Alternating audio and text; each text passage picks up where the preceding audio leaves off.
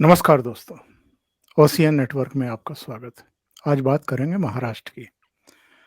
महाराष्ट्र में वैसे तो इतनी घटनाएँ चलती रहती हैं, इतनी खबरें मिलती हैं, मराठी मीडिया को भी और महाराष्ट्र से बाहर के लोगों को भी, कि अगर आप एक आकलन करें, तो इस देश के बहुत कम राज्य ऐसे होते हैं जिनमें इतनी घटनाएँ होती हैं और इतनी खबरें निकलती हैं। और हर स्तर मराठी मीडिया के लिए भी प्रचुर मात्रा में आपको मसाला मिल जाएगा।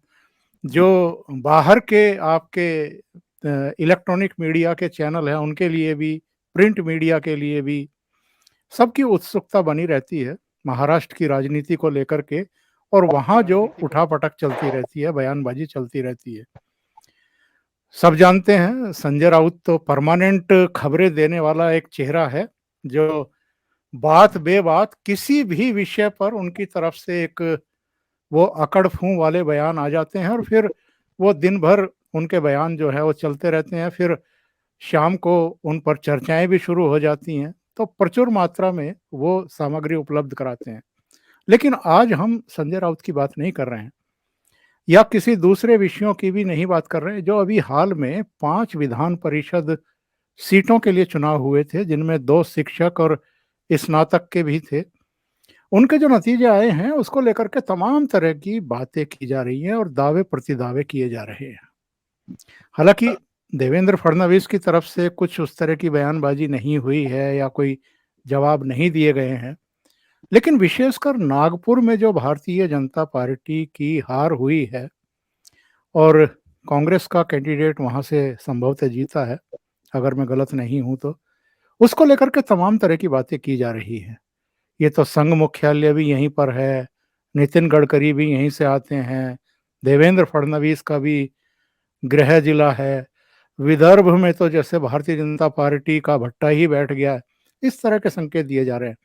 जबकि 2 बार यहीं से भारतीय जनता पार्टी का ही कैंडिडेट जीत करके पहुंचा था। गडकरी साहब भी यहाँ से मेंबर ऑफ पार्लियामेंट रहे हैं और संघ मुख्यालय को भी घसीट लेना इस हार-जीत में, ये अपने आप में जो है आश्चर्य का विषय है। मेरे साथ वैसे बेसिकली नागपुर के ही रहने वाले हैं, लेकिन मुंबई में रहते हैं, सीनियर जर्नलिस्ट हैं, अश्वनी अश्विन अघोर साहब। और उनका अपना एक चैनल भी है घनघोर के नाम से, तो आप उनके चैनल पर भी जा सकते हैं। अश्विन जी को जोड़ लेते हैं और फिर चर्चा को आगे बढ़ाते हैं। अश्विन जी, बहुत स्वागत है आपका। नमस्कार। नमस्ते। नमस्ते सर। अश्विन जी, जो महाराष्ट्र के बाहर के लोग हैं उनको थोड़ा समझाइए, ये जो 5 सीटों के लिए चुनाव हुए हैं और परिणाम आने के बाद जिस तरह के दावे किए जा रहे हैं, विशेषकर जो एमवीए के घटक दल हैं उनके नेताओं की तरफ से, उन बयानों में कितनी सच्चाई है और क्या ये वाकई भारतीय जनता पार्टी और एकनाथ शिंदे गुट के लिए कोई बड़ा झटका है?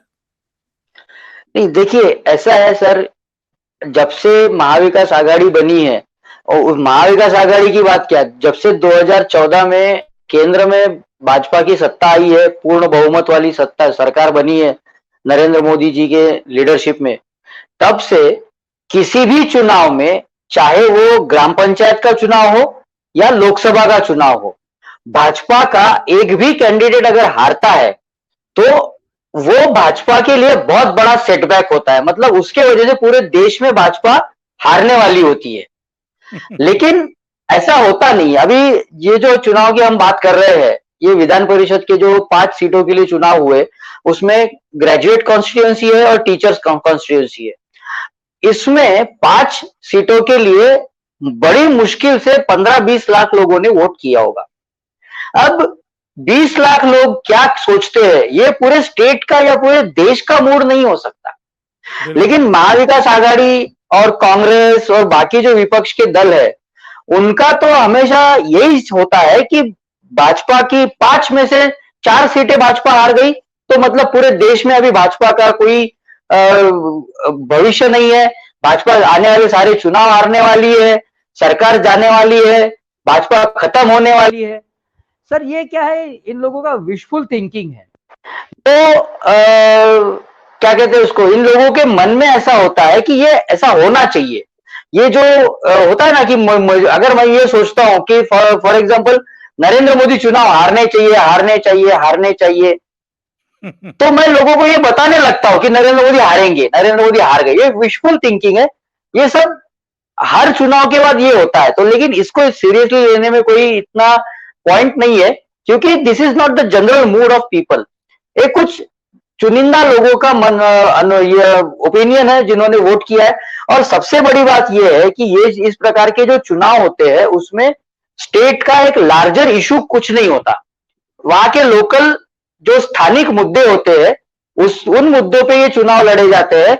और स्थानिक नेता जो होगा, जो वहां का लोकल कद्दावर नेता होगा, उसका जितना गुडविल होगा, उसको जितने मानने वाले लोग होंगे, उसके मुताबिक ये चुनाव जीते जाते हैं या हारे जाते हैं।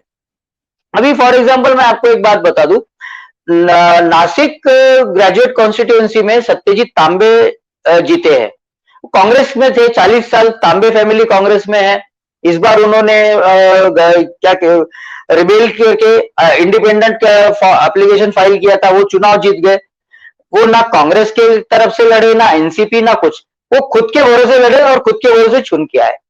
सत्यजीत तांबे की जीत है, ना कांग्रेस की जीत है, ना एनसीपी की, ना शिवसेना की, ना बीजेपी।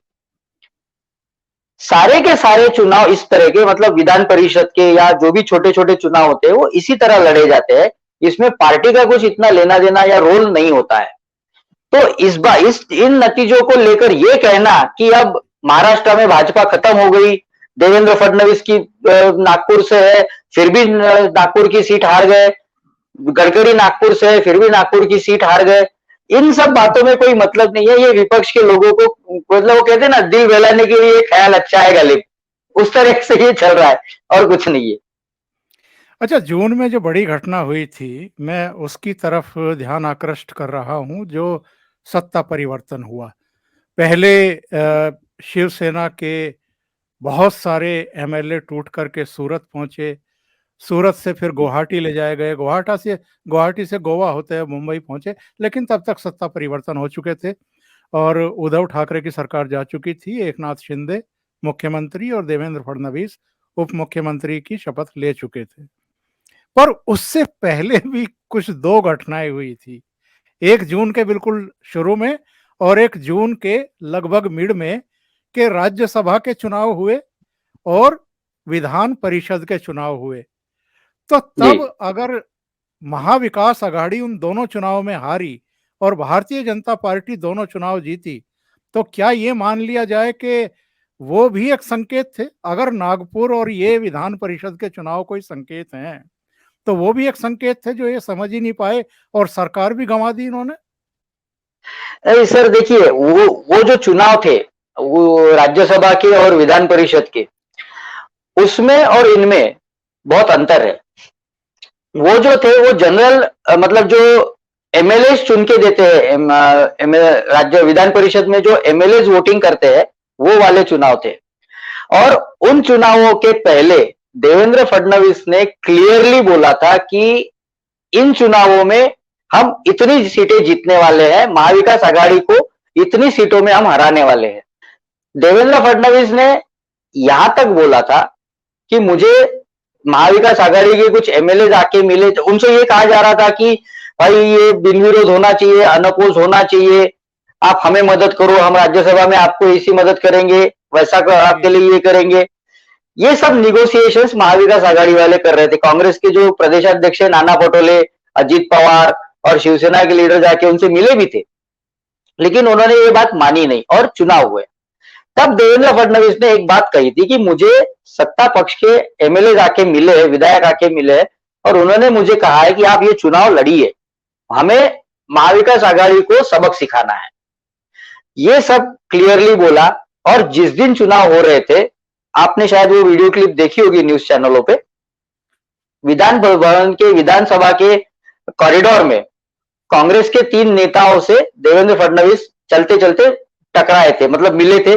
तब उन्होंने कहा था कि आपके एमएलए फूटने वाले हैं, आपके एमएलए हमारे कैंडिडेट को वोट करने वाले हैं। इतना क्लियरली बोलने के बाद भी वो लोग समझे नहीं चुनाव हार गए, नतीजा हम सब जानते हैं। तब जो था, महाविकास आघाड़ी मुंह के बल गिरी थी, मुंह की खाई थी महाविकास आघाड़ी ने, किरकिरी हो गई थी, उसके बाद तो सत्ता भी गई।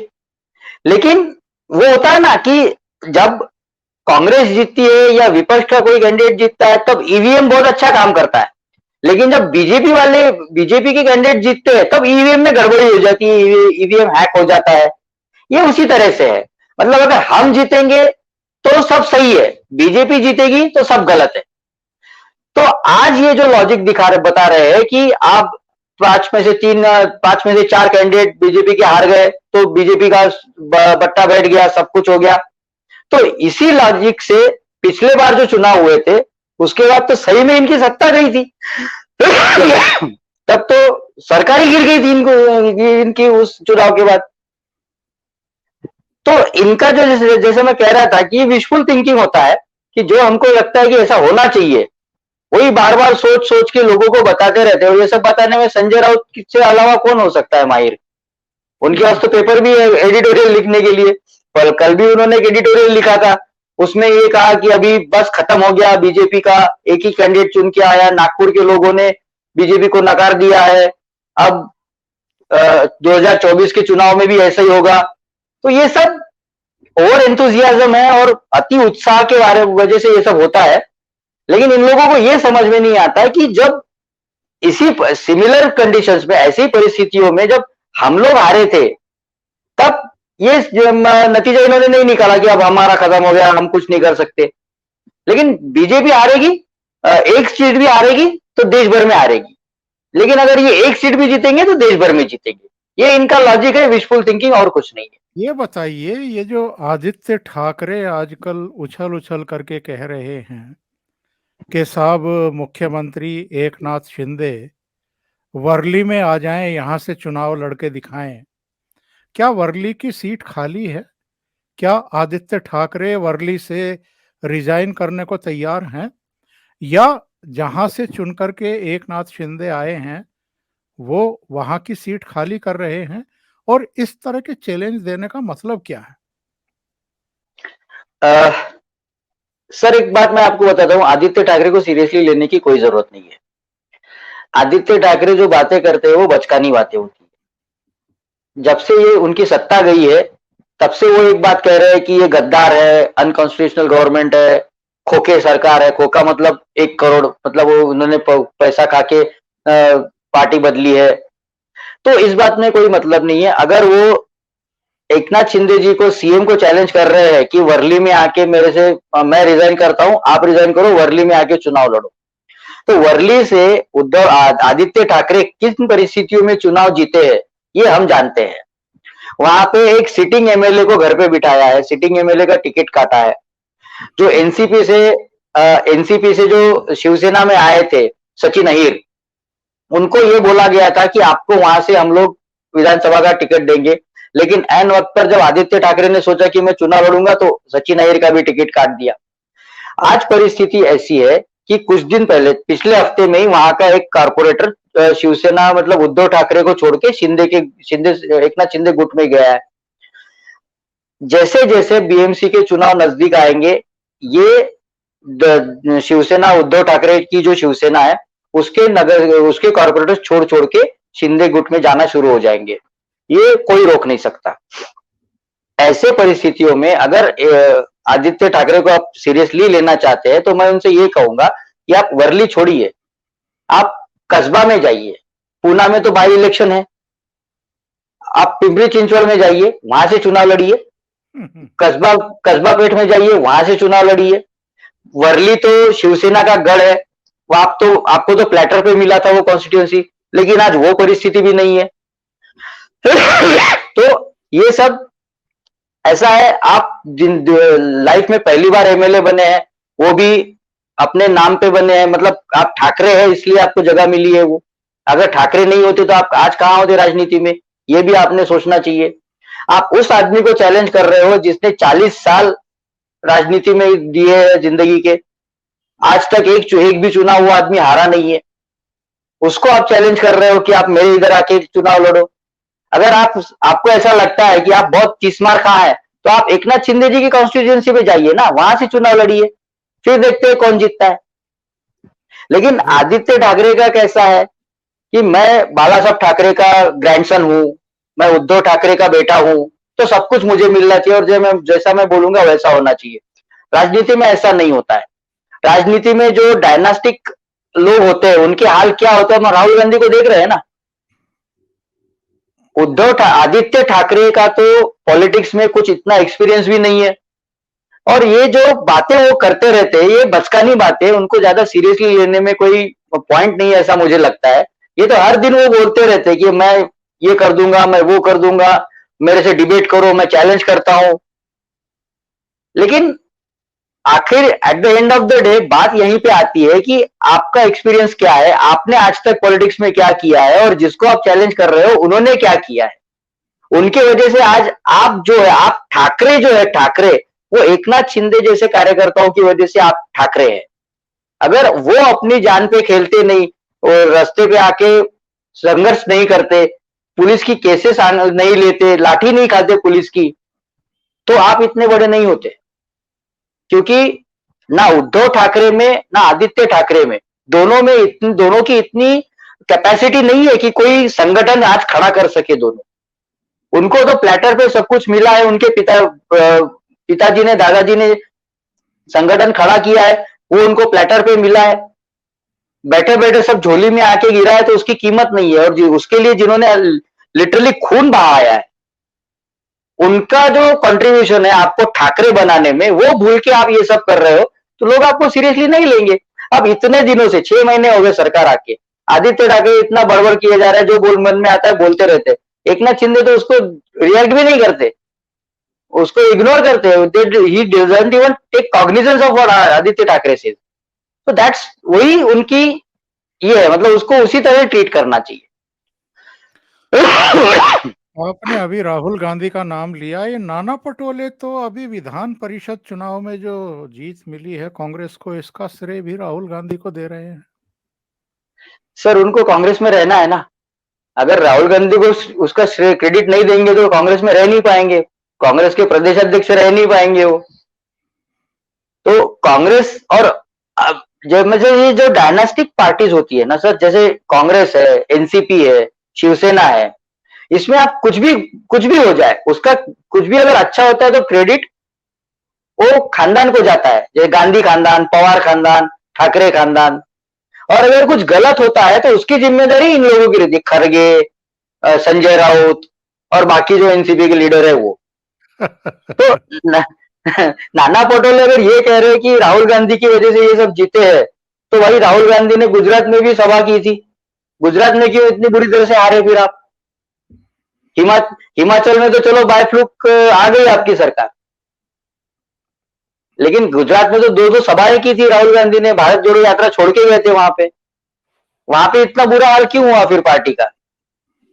अगर राहुल गांधी इतनी कॉम्पिटेंट है तो आज पार्टी इतनी बदतर हालत में क्यों है। 150 साल पुरानी पार्टी है, 75 साल हो गए इंडिपेंडेंस को, 50 साल के करीब वो रूल कर रहे थे। तो हर चीज जो अच्छी होती है डायनास्टिक पॉलिटिक्स में, वो उस खानदान की क्रेडिट रहती है। और कुछ गलत हुआ, मतलब जैसे मैं आपको एक एग्जाम्पल देता हूँ, अगर कोई दुकान है किसी खानदान की दुकान है, अगर वो दुकान में धंधा ज्यादा होता है, प्रॉफिट ज्यादा होता है, तो मालिक ने अच्छा काम किया। और दुकान में अगर चोरी हो गई, कुछ हो गया, तो नौकर पे आती है बात। ऐसा ही सब चलता है डायनेस्टिक पॉलिटिक्स में। तो नाना पटोले तो ये बोलेंगे ही उनको कांग्रेस में रहना है, नहीं बोलेंगे तो निकाल दिए जाएंगे। और राहुल गांधी ने तो वीर सावरकर को महाराष्ट्र की भूमि पर जाकर के देश का गद्दार तक बता दिया था। तो महाराष्ट्र के लोग इसको पसंद करेंगे जो राहुल गांधी ने कहा था? नहीं नहीं नहीं, देखिए सर ऐसा है, राहुल गांधी ने महाराष्ट्र में आके वीर सावरकर के बारे में जो कहा, वो उनकी सबसे बड़ी गलती है। और उन्होंने मुझे लगता है कि वो उन्होंने जानबूझ के किया है। क्योंकि क्या है, तब तक पार्टी के भारत जोड़ो यात्रा के बारे में कोई खबर नहीं आ रही थी, कोई उसको कवर नहीं कर रहा था, हेडलाइंस नहीं बन रही थी। बस कुछ पत्रकार जाते थे राहुल गांधी के साथ 4 कदम 5 कदम चलते थे, राहुल गांधी उनके कंधे पे हाथ रख के 2-4 बातें करके जाते थे, वो अपने ब्लॉग में लिखते थे, लेकिन खबर नहीं बनती थी उसकी। तो खबर बनने के लिए कुछ ऐसा करना जरूरी था कि महाराष्ट्र में लोग, मराठी लोग जो मानते हैं, मराठी लोगों का जो ये क्या कहते हैं उसको, एक श्रद्धा स्थान है, उस पर अगर आप अटैक करो तो खबर बनेगी। और उसी की वजह से उन्होंने राहुल गांधी ने वीर सावरकर पे वो क्रिटिसिज्म किया। अभी मैं आपको एक बात बताता हूँ, ये बहुत कम लोग जानते हैं। राहुल गांधी और कांग्रेस के लोग रोज सुबह उठ के वीर सावरकर को क्रिटिसाइज करते हैं, माफी वीर कहते हैं, माफी मांगी है, ये है। राहुल गांधी तो यहां तक बोलते हैं कि मैं राहुल गांधी हूं, मैं सावरकर नहीं हूं, मैं माफी नहीं मांगूंगा। लेकिन एक किस्सा मैं आपको बताता हूं।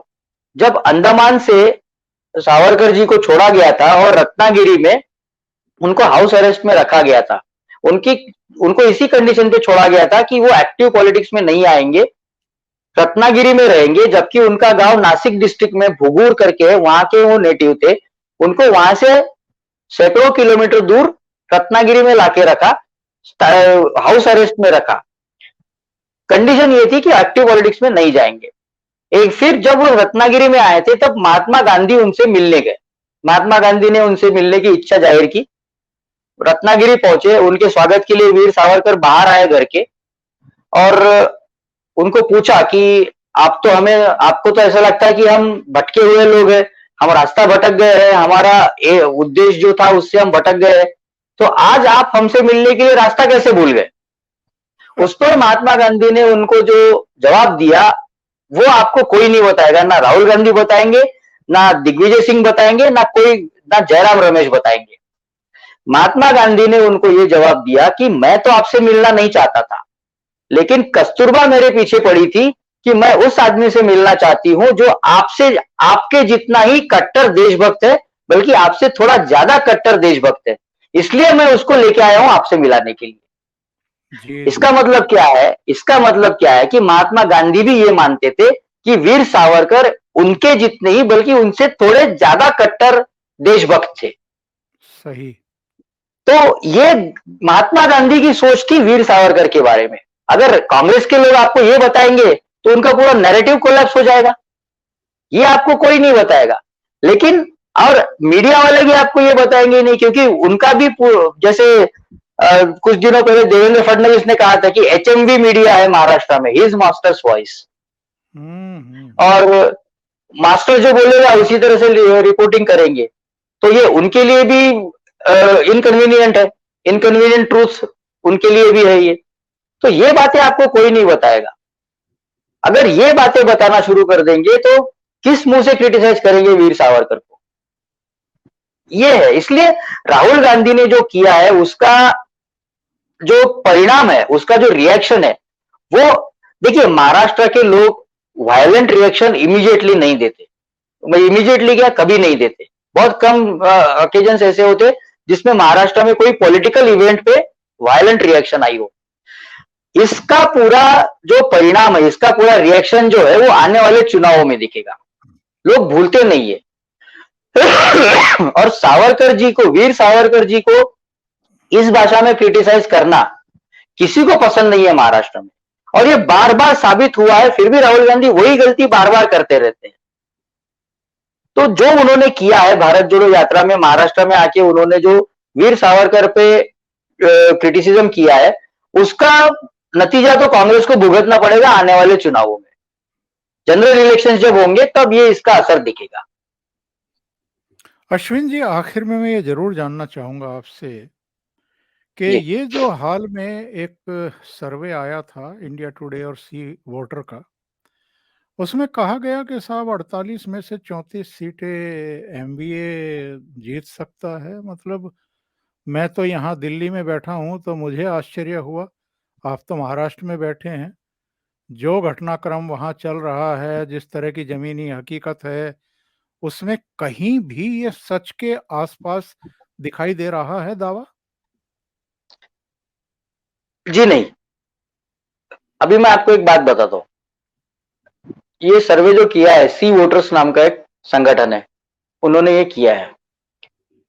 और आप पिछले 10 साल के सी वोटर्स के सर्वे निकाल के देख लीजिए, आज तक उनका एक भी सर्वे सच साबित नहीं हुआ है, सारे के सारे सर्वे झूठे साबित हुए हैं।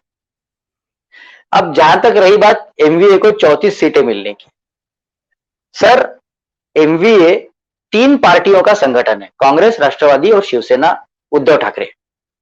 जी जी। महाराष्ट्र में 48 सीटें हैं। अगर तीनों इक्वल डिवाइड करते हैं तो 16 सीटें तीनों को मिलेंगी।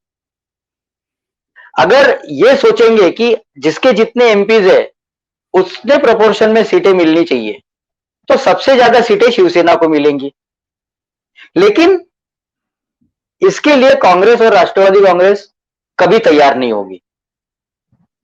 और महाविकास आघाड़ी, महाराष्ट्र में महाविकास आघाड़ी का जो भविष्य है वो जहां तक मैं समझता हूं बीएमसी चुनाव के आगे इसका भविष्य नहीं है। क्योंकि शिवसेना ने, उद्धव ठाकरे ने भी प्रकाश आंबेडकर के साथ भी अलायंस कर लिया है, संभाजी ब्रिगेड के साथ भी अलायंस कर लिया है। प्रकाश आंबेडकर और शरद पवार मतलब दोनों में दुश्मनी मतलब पॉलिटिकल दुश्मनी है। छत्तीसगढ़ दोनों एक दूसरे को क्रिटिसाइज करते रहते हैं। प्रकाश आंबेडकर का ये कहना है कि शरद पवार ने मेरे पार्टी का पूरा भविष्य बर्बाद कर दिया है, हमारी आज जो हालत है वो शरद पवार की वजह से है। और शिवसेना उसको, प्रकाश आंबेडकर जी के पार्टी को महाविकास आघाड़ी में लाना चाहती है, राष्ट्रवादी कांग्रेस उसके लिए तैयार नहीं है। कांग्रेस का अपना अलग ही कुछ सर्कस चल रहा है। उनके तो मतलब आज परिस्थिति ये है कि शिवसेना उद्धव ठाकरे गुट के पास अगर उनको 16 सीटें भी मिलती है, सीट शेयरिंग में 16 जगह भी अगर वो चुनाव लड़ना चाहते हैं तो उनके पास कैंडिडेट नहीं है। सबसे पहली बात यह है कि उनके पास कैंडिडेट कौन है। जितने भी चुन के आने वाले लोग थे, विनेबल कैंडिडेट जो थे शिवसेना के, वो ऑलरेडी छोड़ के चले गए शिंदे गुट में। 18 में से 12 एमपी तो ऑलरेडी शिवसेना के शिंदे गुट में चले गए हैं। 40-45 एमएलए ऑलरेडी चले गए हैं। तो सबसे बड़ा प्रॉब्लम इनके सामने ये है कि मैं कैंडिडेट कहां से लाऊं। अगर कैंडिडेट मिलते हैं तो मैं इतनी सीटें कहां से लाऊं। और महाविकास आघाड़ी चाहे लोकसभा के चुनाव हो या विधानसभा के चुनाव हो, सीट शेयरिंग में इनका पूरा बंटाढार होने वाला है। क्योंकि सब जो आके everything boils down to seat sharing. तो इनका सीट शेयरिंग का ही इशू होने वाला है। तो 34 सीटें इनको मिलना। और अच्छा, वो सर्वे में एक बात बताई गई है कि महाराष्ट्र में 34 सीटें इनको मिलेंगी, लेकिन अल्टीमेट मेजोरिटी बीजेपी को मिलेगी। ये गणित मुझे समझ में नहीं आया। महाराष्ट्र में second largest number of MPs है आफ्टर यूपी। बिल्कुल बिल्कुल। अगर आज 34 सीटें उसमें से चली जाती है तो फिर बाकी उसका कॉम्पेंसेशन कहां से होगा। सेंटर में जो 290 के आसपास इनको दिखा रहे हैं, 260 290 के आसपास CO2 दिखा रहे हैं, तो कॉम्पेंसेशन कहां से होगा। यूपी के बाद तो सबसे बड़ा स्टेट महाराष्ट्र है लोकसभा सीटों के हिसाब से। सही। तो ये जो सर्वे आया है ना, मैंने इस पे वीडियो भी किया था कि इसमें कैसा है कि ये जो लुटियंस मीडिया है, लुटियंस दिल्ली के जो पत्रकार लोग हैं, राजदीप सरदेसाई वगैरह इनके जैसे, वो उनको हर कुछ दिनों में ऐसा लगता रहता है कि नहीं अब अपनी सरकार आने वाली है, अब अपने लोग सरकार में आने वाले, फिर वो किसी को पकड़ के ऐसा सर्वे करा लेते हैं। अब इसका सैंपल साइज भी देखिए, 1,40,000 लोगों से इन्होंने बात की। देश की आबादी है 130 करोड़, उसमें से 1,40,000 लोग, ये क्या सैंपल साइज हुआ। अब किसको मिले, कहां मिले, वो सोशल स्ट्रेटा में कहां के लोग, कौन से लोग थे, पॉलिटिकली कितने अवेयर थे, ये सब बातें उन्होंने क्लियर नहीं की है। तो ये सब, अब इसका मैं आपको एक एग्जांपल देता हूं। जब उद्धव ठाकरे चीफ मिनिस्टर थे तब एक सर्वे आया था। उसका नतीजा ये था कि उद्धव ठाकरे देश के सबसे बढ़िया चीफ मिनिस्टर है। 1 नंबर के चीफ मिनिस्टर उद्धव ठाकरे देश में।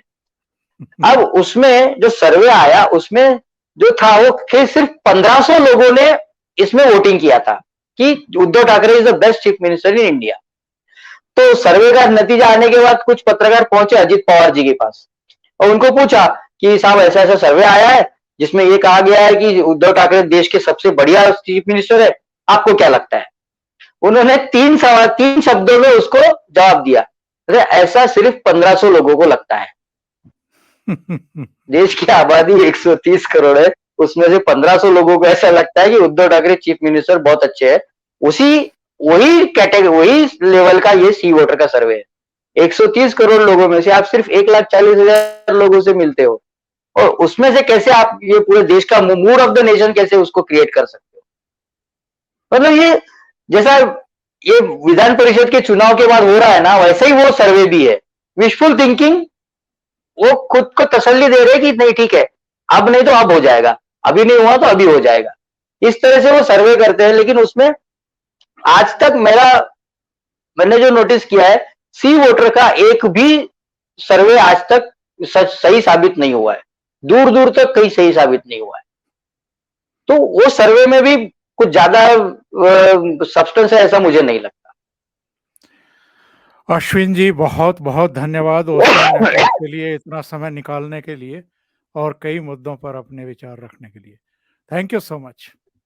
आपने, नमस्कार। थैंक यू सर, आपने मुझे बुलाया उसके लिए आपका भी धन्यवाद। बहुत बहुत धन्यवाद नमस्ते। Ashwin ji. Thank you so much. नमस्कार।